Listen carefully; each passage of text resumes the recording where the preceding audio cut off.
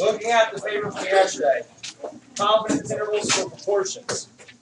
Is it confidence or competence? Confidence. Okay. Intervals for proportions. The Paralyzed Veterans of America is a philanthropic organization that relies on contributions.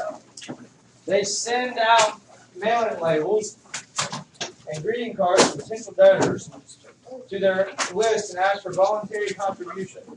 To test a new campaign, they recently sent letters to a random sample of 100,000 potential donors, and they received 4,781 donations. Give a 95% confidence interval for the true proportion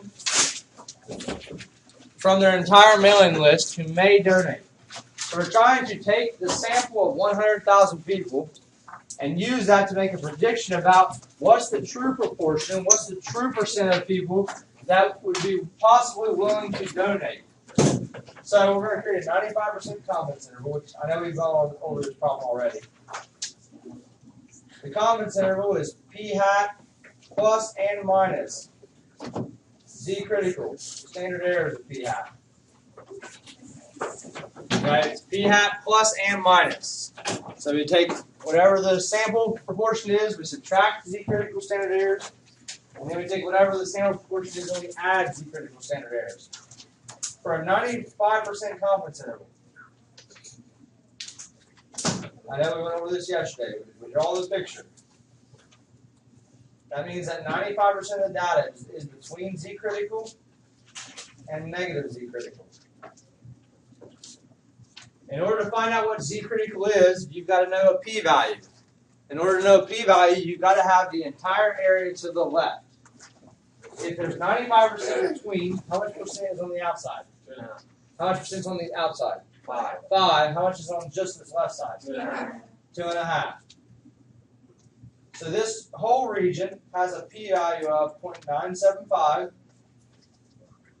And then going to the p-value z-score chart, 0.975 has a z-score of 1.9, and then it's in the sixth column, so 1.96. So z critical is 1.96. P hat is 4,781 out of the 100,000. It's always number of successes out of the total number. Now, if it would have said 45%, then we use a p hat of 0.45 because it's giving us the percent. But it's giving us this information as counts. 100,000 total, 4,781 donated. So, and then the standard error of p hat. That's the square root of p hat, q hat over n. It would be the square root of 0.04781 times 0.95, is it 219? 95,200. Yeah. Over 100,000. You get there's 6.0000675. So 680. Or we'll do 75. And then we're just going to apply this formula. P hat 0.4781. Not 0.4781. 0.04781. There you go. Plus and minus 1.96, 0.000675. We worked this out. I know we did this yesterday. If you do the minus, what do you get? 0.04647. If you do the addition, you get 0.049. Okay. As a percent, that's 4.64% up to 4.91%. So the way you would report that if you had to give a verbal reporting is you would say, based on the sample of 100,000 potential donors, we find that with a 95% confidence that the true proportion of people who would be willing to donate is somewhere between 4.64 and 4.91%. Part B says a staff member thinks that the true rate's 5%. given the confidence interval you found, do you find that that percentage is plausible? 5% is not inside of our confidence interval. Okay? Why did you put a line for that? Because it's not an element of. Oh, so you. Oh, okay, so it's up and down instead of like, okay. Well, no, it looks like this. This is element of, and then that means not an element of. So 5% is not an element of that interval. So we're 95% confident that that's not a plausible percentage. So does this seem to be a plausible percentage? The answer is no.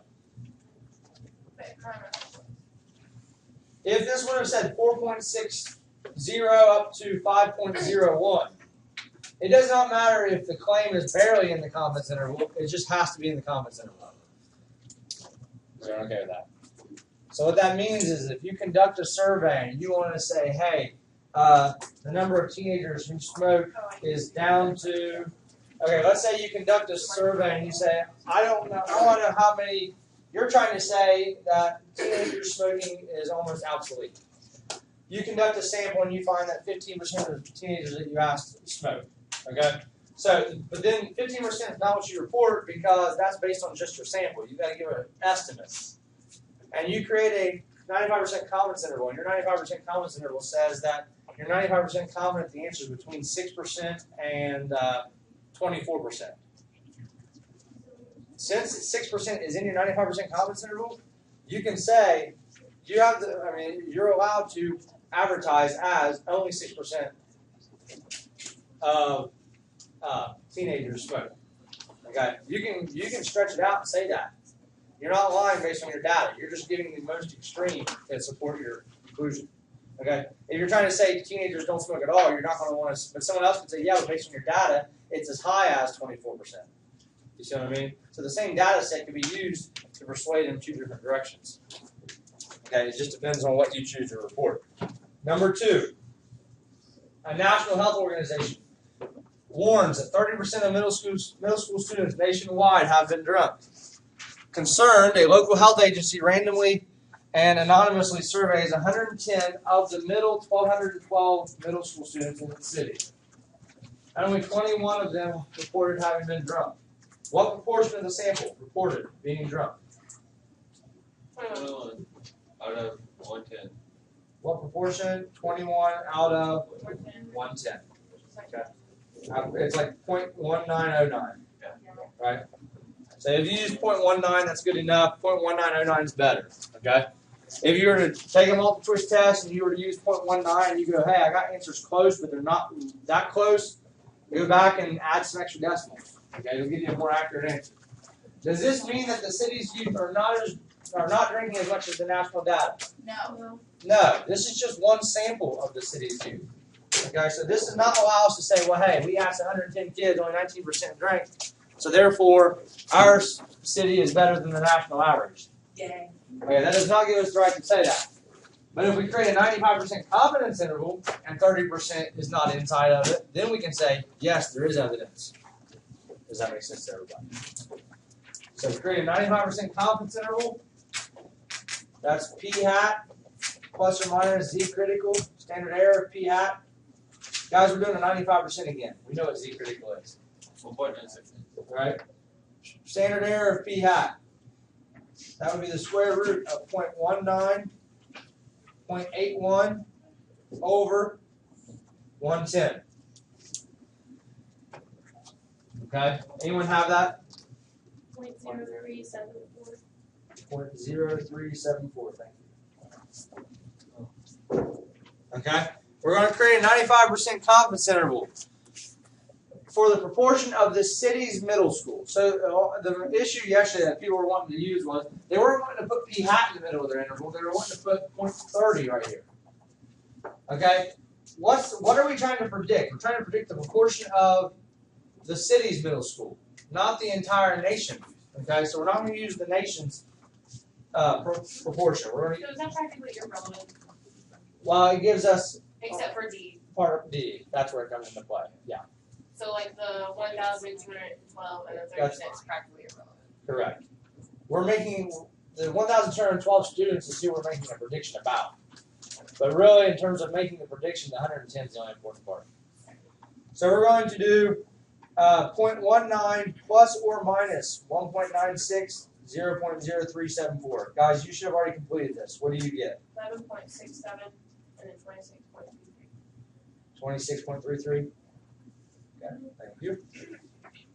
So what we can say is, based on the sample of 110 students, we are 95% confident that of the 1,212 students in our city, between 11.67% and 26.33% have been drunk. Does that make sense? Now, since it also tells us the number of, now this is not part of this question, but since it also tells us the number of students in the entire city, we could use this to actually come up with a count. We could figure out what is 11.67% of 1,212. So rather than giving it as a percent, we can say we know the actual number of kids. We're 95% confident the actual number of kids who have been drunk is between this many kids and that many kids. Does that make sense? That's the benefit of having the 1,212. Is if you were to write this up, you could actually give a numerical value for the number of kids, which stands out to people a little bit more than a percent maybe. Because if you say 11.67%, that doesn't stand out maybe near as much as saying 140 students. Okay, you say 140 middle schoolers have been drunk. Between 140 and 400, that maybe stands out a little bit more than just a percent. It puts it a little bit more in perspective for people. Is there any reason to believe that the national level of 30% is not true for the middle school students in this city? Yes. Yes. Okay.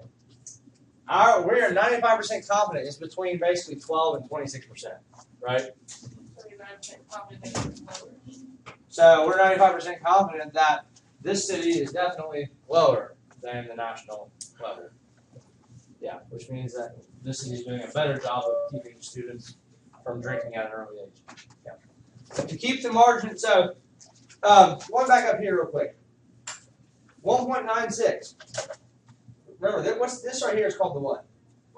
That's called the margin of error. So the margin of error, 1.96 times 0.0374 is 0.0733. Okay? So this study had a margin of error of 7.33%. So that's a pretty big margin of error. If someone come along and said, well, let's make the margin of error at most 5%. So we're wanting to, well, the only way to make the margin of error smaller is to increase the sample size or decrease the confidence. And we don't want to change the confidence. Okay? So we're going to increase our sample size. So we're going to use this formula. Okay? Standard error of p hat. This is margin of error is equal to z critical. The standard error of p hat formula is the square root of p hat q hat over n. To keep the margin of error of at most 5%, so we're going to put 0.05 in for our margin of error.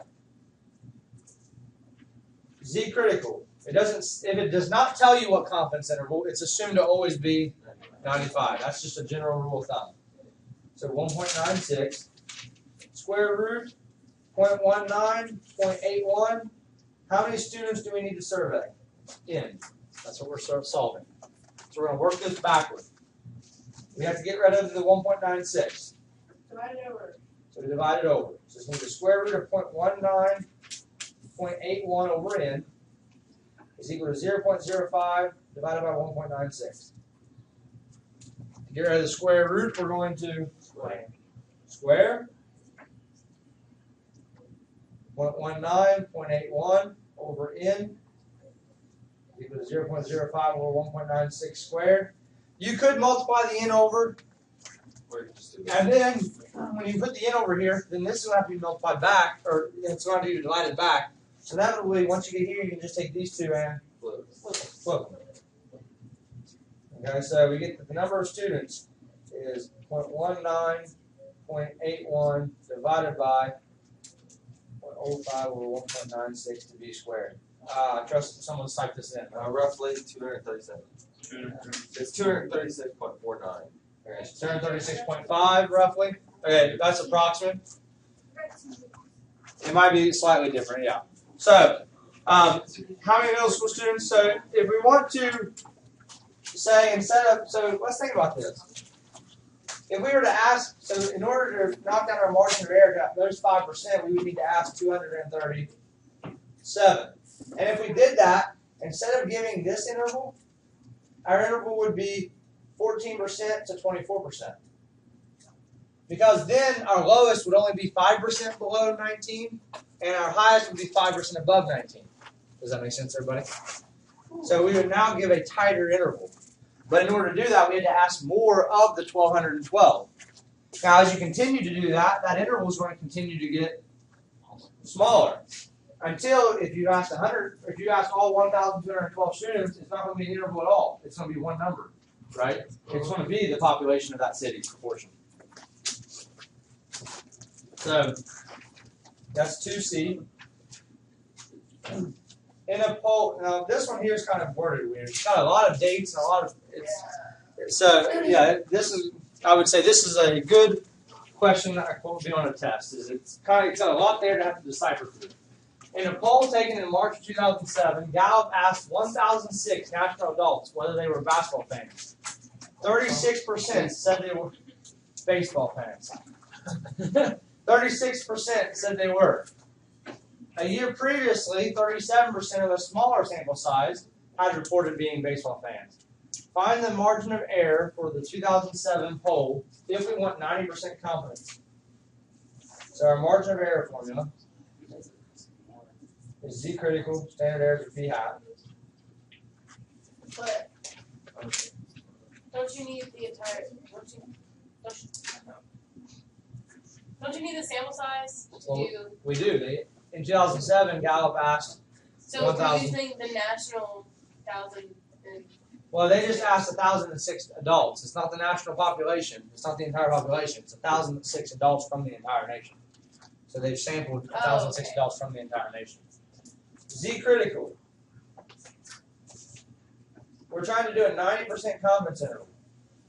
To find the Z critical value, we've got to know its P value. If there's 90% in between, how much is on the outside? 10. How much is over here?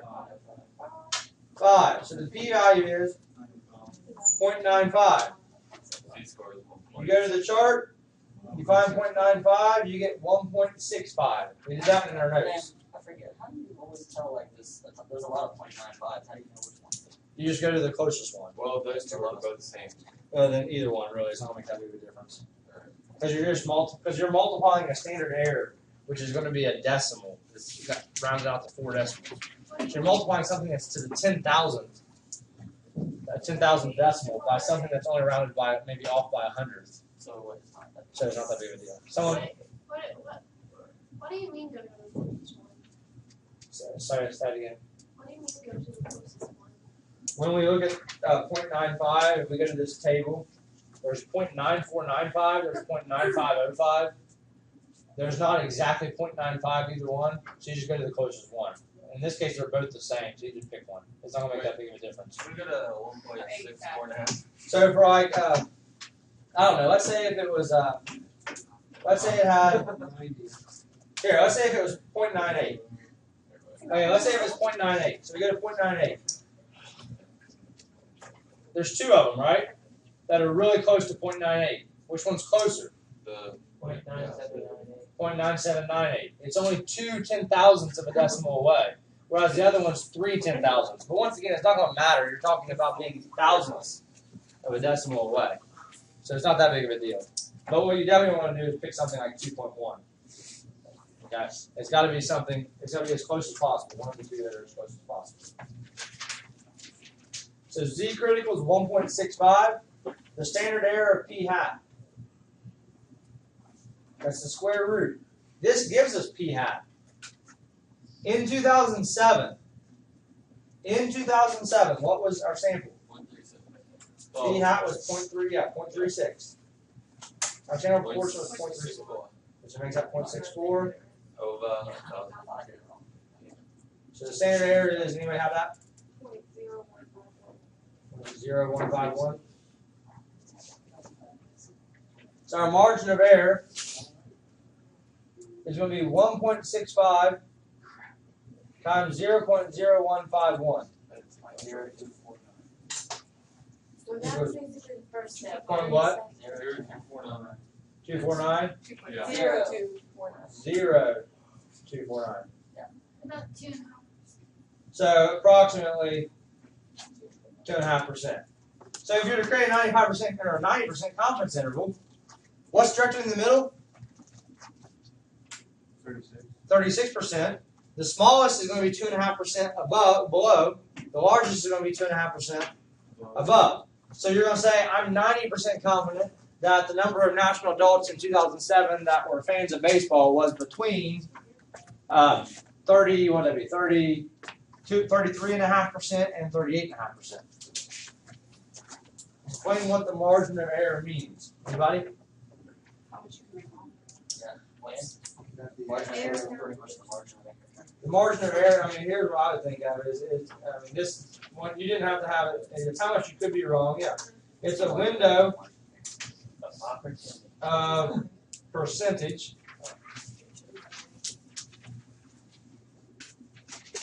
in which we are, in this case, 90% confident the population proportion falls in.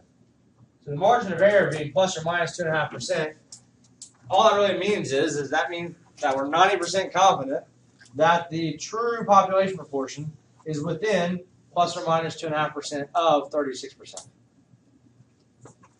Okay, so and you didn't have to have it worded exactly that way. Yeah, it's how much you're allowed to be wrong. It's a window of estimations.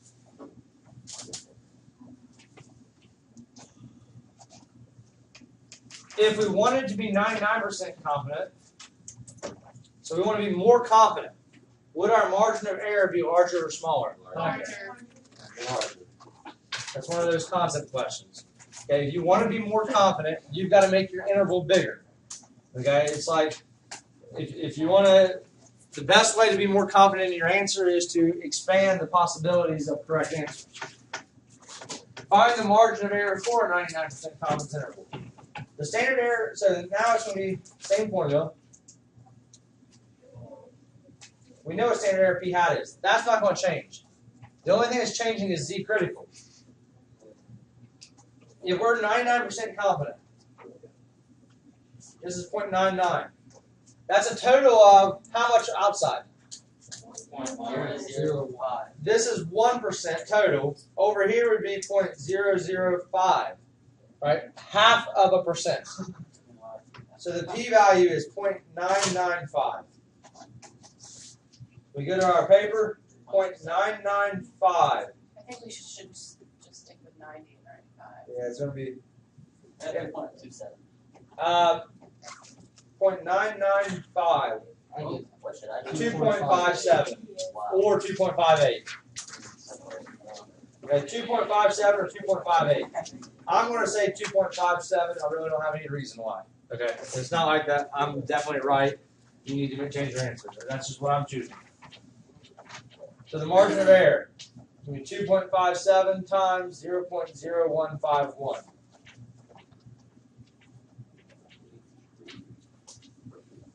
We get margin of error is equal to 0.0388. So approximately 3.9% margin of error. So that supports the concept question that was asked in C. We're more confident, but now instead of being able to say that we're 95% or 90% confidence between 32.5 and 38.5, we can say we're 99% confident that it's between roughly 32% and 40%. Okay. So, I mean, once you have the margin of error, the 99% confidence interval is easy. It's 32.1%, comma, 39.9%. That's not part of the question. That's just something I'm throwing in there. But you don't have to find out on every question once it happens. No, correct. Okay. I'm just trying, just to give you, keep it, just that way everyone keeps in mind what's this margin of error telling us. It's part of coming up with the confidence. How'd you get that? Remember, your confidence interval is always p hat plus or minus your margin of error. So you take the 36%, you minus 3.9%, and then you take the 36% and you add 3.9%. Yeah. It's always, because remember, it's P hat plus or minus Z critical standard errors, and Z critical standard errors is the same as your margin of error.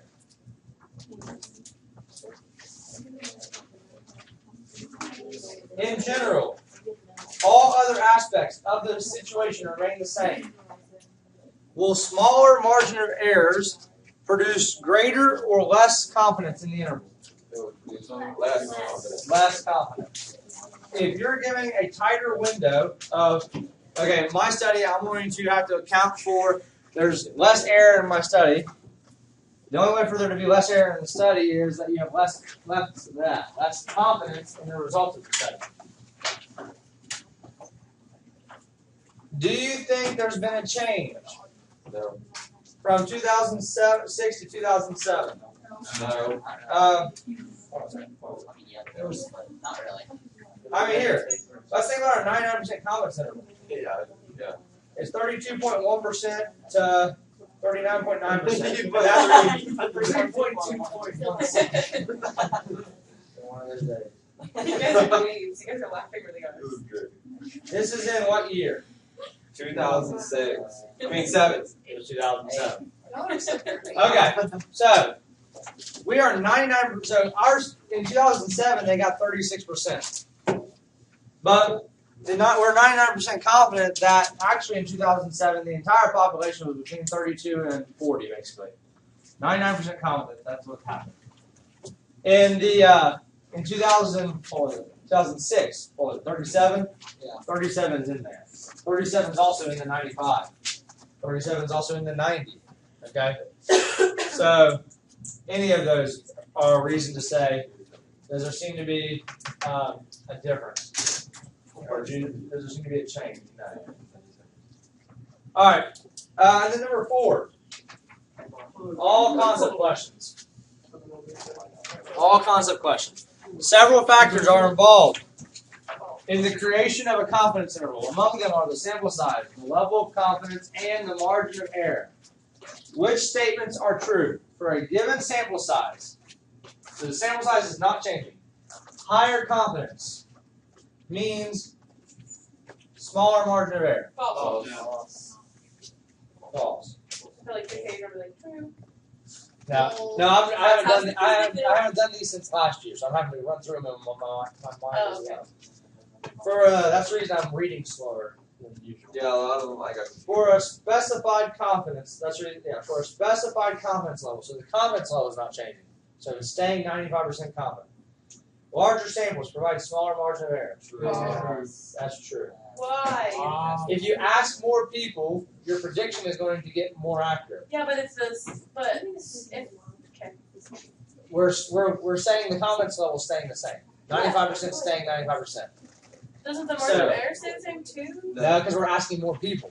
If you That's ask more people, you're getting a better prediction about the entire population. So then the margin of error will get smaller. That is true. So A is only correct unless you change the sample size, or right? A is only correct if the sample size Is the same. is correct. Do you have a question? No. Sure. Chris answered it. C, for a fixed margin of error. So we're not changing how much we're allowed to go above or below the sample proportion. Larger samples provide a greater confidence. True. That is true. That is true. If you fix the margin of error, you don't change how much is in your window, and you gotta ask more people, that's just going to make that interval more. You're going to have more confidence. So wait, so saying if you're 95% confident at one spot, you can then say by asking more people, your margin of error would be the same. You can say you're 99% confident. If you ask more people, yeah, That's what goes, right? Yeah. Okay. If you ask more people, you're going to be more confident. Even though in the intervals, you're going to be more confident in the same interval. All right. Yeah.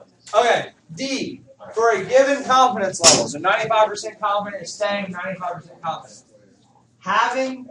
So that means cutting the margin of error in half requires a sample size twice as large. That is false. It requires a sample size that is 4 times. 4 times, because When you cut it in half, you're eventually going to, when you're solving the margin of error formula backward, there's an important step. You have to square both sides. And when you square a half, it turns into a fourth. 1/2 squared is 1/4.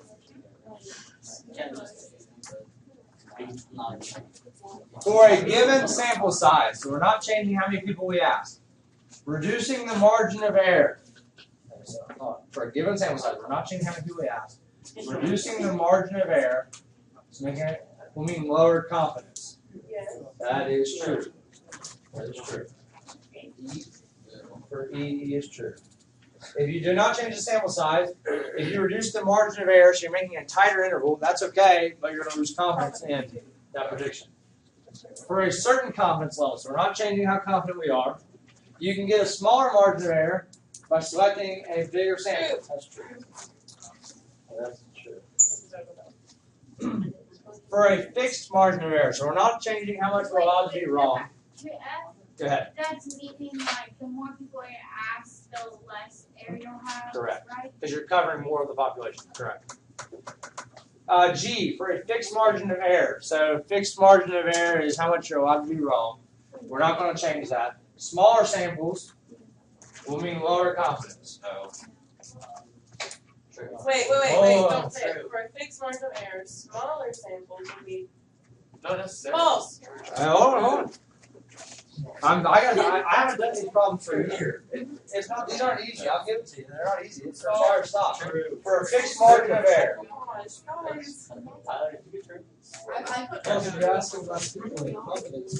Okay. We're leaving this alone. So this is going to stay the same. Okay. Smaller samples means we're asking less people. When we ask less people, So they have a greater chance of. well, we have a greater chance of being wrong, which means that Our confidence goes down. our confidence goes down. Yeah, Oh. Yes. Right. So why would you have a greater chance of being right? Because you're asking less of the population. But so why is it automatically wrong? Why can't okay, so let's say I'm gonna ask if the entire population likes turkey or ham. Correct. But if I small it into 5 people, how will I know? And I'm rooting for turkey. How do I know that they're going to automatically pick ham, even though it's a smaller section? Like, why won't they pick turkey? I'm going to say, give me the scenario again. Okay, so let's say I'm going to ask the entire school if they like turkey or ham, but I'm rooting for turkey. I want to know the success of turkey. Correct. So What is the if, success? If you like ham, yes, got it. okay, and I decrease that into like let's say 10 people. But if I decrease that, how do I know that they're not going to be turkey and it's going to be ham instead? Like, how do I know if there's going to be more failures than successes? Okay, so let's say if you find that 40% like ham or like turkey, 40% success, okay, and you ask 100 people that, 100 people is going to do a really good job predicting the whole school of 600. If you ask 50 people, does that you're asking less of the population? So is the chance of that 50 people? Think about what we took the quarter. I feel like it's heads or tails. Like this isn't a right or wrong answer. I feel like it's either. No. Think about flipping the coin. No one got. There was only like 3 people in the entire class that actually flipped the coin and got 50-50. Okay. But if we take a group of 27 students and we find the average of all of their results, it is pretty close to 50-50. The more people you ask, the closer you're going to get to what actually should be true. So if you ask less people, less true. You're going to have less accuracy. What if I was rooting for ham? Yeah, but it doesn't matter whether it's successful or failure. It's constant applies the same to both. Yeah. But it's, I don't. For some reason, I really don't understand that. Like I just assume that the confidence was because like why does it have to be ham? Why does it have to be? You know what I mean? Like. It doesn't. Because if you can define ham as being a success, it's the same exact study. But it would still be as in like my confidence level would be much smaller. Oh my gosh, I don't understand. It has nothing to do with the confidence has nothing to do with what you like, what you don't like. The confidence just has to do with your confidence in whether or not you're correct on the predictions of the population. So if you're predicting 40% like turkey, you're rooting for turkey. If you say 40% of the school likes turkey, Someone else says, I'm rooting for Ham, I think 60%. Inevitably, you're rooting for the same thing. Okay, whatever you define as success better does not mean that you're confident.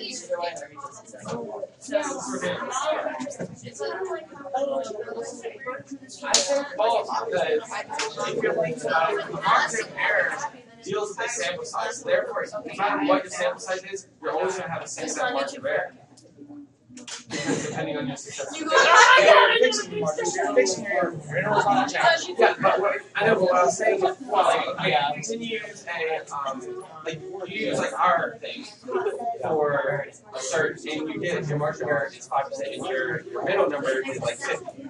Well, but you're saying you can use that to determine the margin, so theoretically it should be the same. Your margin of error should be the same. Theoretically, right? If you have, so we're saying the answer has to be 45% of 55%. Yeah. But that's 10 people. Yeah. Whether or not you're confident that it's not going to be very high. If you ask 100 people, What if the 99% confident interval is that? And then what if you turn that to a larger sample, making that the same exact thing, you're 95% confident, you're talking about changing the sample size. And that's it. Yeah, so if you increase your sample size, what's the confidence going to do? If you're leaving your margin of error the same. Okay, here. I've thought in my mind how to say this. If you're leaving the interval the same, and you increase your sample size, the confidence in that interval is going to do what? Go up or down? If you increase your sample size, it's going to go up. So if you're talking about leaving it the same, not changing the interval at all, if you don't change the margin of error, your interval is not changing, right? If you don't change the interval at all, if increasing the sample size increases your confidence, decreasing the sample size will decrease. Mean lower confidence. A smaller sample means lower confidence. That's why This Sam will win. I don't know why they did that. Hey, when is the test? That's a tough one. We still got a while. It'll be a week after we get back. For a given confidence level, 95% confidence, a sample n times as large will make a margin of error 1/3 as big. That is true. Will make a margin of error 1/3 as big. Okay.